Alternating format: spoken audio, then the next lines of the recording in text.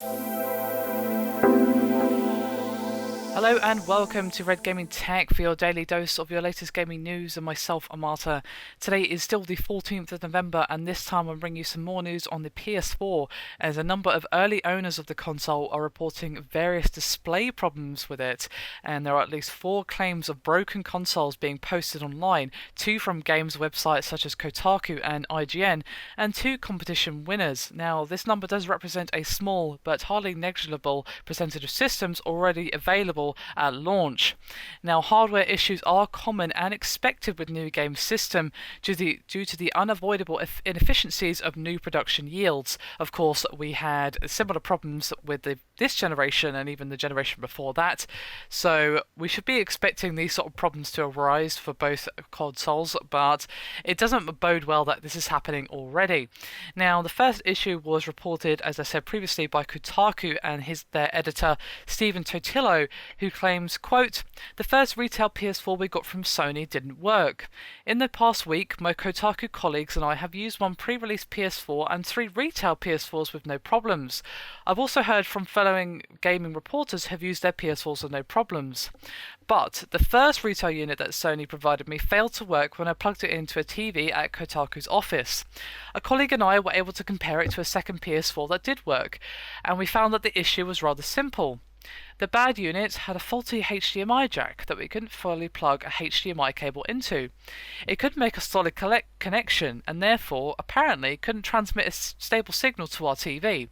We tried different cables and monitors. The issue was with the console. Again, to be clear, the other 4 units we've tested firsthand have worked fine."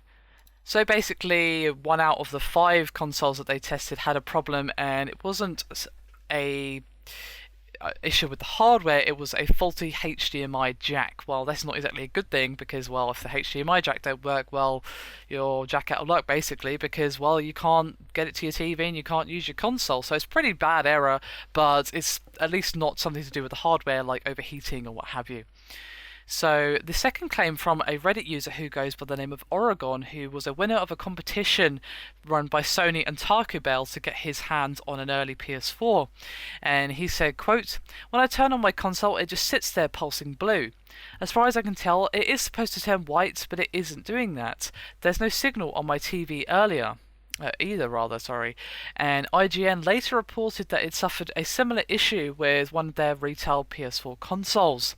And they said, quote, "IGN experienced the same issue, but it happened after the console was already working. It may not have contributed to the issue, but I'll stop working the morning after we updated to version 1.50. Furthermore, IGN tried a wide variety of methods to correct the issue. New HDMI cables, new inputs, new TV, putting a disc into the system, connect it to and from the internet, and of course, holding down the power button during boot up for 7 seconds to try to reset things. Nothing worked. Oddly enough, we tried adding light pressure to the top of the console and it briefly flickered a few active home menus on the television." Now, this is not a clear indication, guys. I just want to stress it's not a clear indication that the first waves of PS4s will have a high failure rate as pre-launch versions.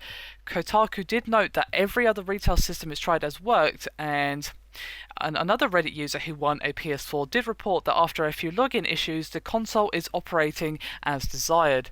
Now, people have reached out to Sony for comments, so we should be getting an official statement regarding this very, very soon, but at the time of recording, they have not responded just yet.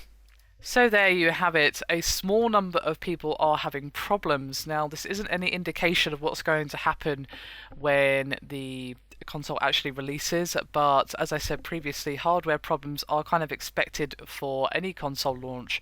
I'm sure many of us have not forgotten what happened with this generation. I don't think any names need to be named. We all know what we're talking about here. But let's just hope this doesn't become a huge thing. I think this is going to be a minor hiccup, but of course I can't predict the future. I'm not psychic, I have no idea. I'm just crossing my fingers and hoping that neither console suffers any big problems. A few consoles having issues is kind of to be expected in the first run. I would be extremely surprised to see if these are the only problems for the only console coming out now. Problems are to be expected in the first few months. Let's just hope it doesn't become a huge thing. If it's just a small number, I think we can say and agree that we've had it easy compared to the previous, this current generation. So Fingers crossed we get a statement from Sony soon, but until they do give a statement, there's nothing really to be made of this, just keeping you guys updated as I do like to do. Anyway, that is me done for this video. Hope you've enjoyed it. Thank you very much for watching, and I'll see you next time.